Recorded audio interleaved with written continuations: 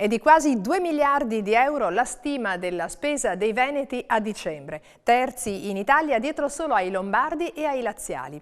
I vicentini contribuiscono con 333 milioni di euro divisi in alimentari e altri prodotti e servizi tipici del Natale. Cifre che coinvolgono più di 6.000 imprese artigiane che occupano circa 25.000 addetti. Una buona parte dell'offerta artigiana natalizia si concentra, come detto, nella ristorazione, nel cibo, nelle bevande. Abbiamo quindi sentito il presidente del sistema alimentazione di Confartigianato Imprese Vicenza, Oliviero Olivieri.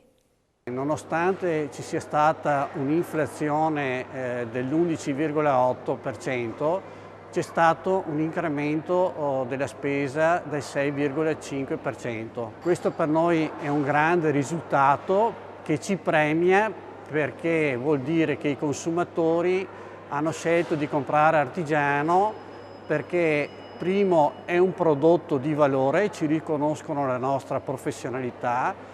Secondo, si fa un servizio anche al territorio, dando del lavoro a tutte le persone che lavorano nel comparto artigiano, riconoscendo anche le professionalità e i mestieri che ci portiamo dietro come tradizione. Di fatto è stato premiato anche il comportamento delle aziende artigiane, che hanno cercato di contenere i rincari dovuti al problema energia, cercando di mantenere i costi su livelli apprezzabili, andando a ridurre il margine. Questo è importante perché, riuscendo a mantenere comunque un certo margine, consente alle aziende di andare a fare gli investimenti necessari per mantenere la competitività e la professionalità ad altissimi livelli.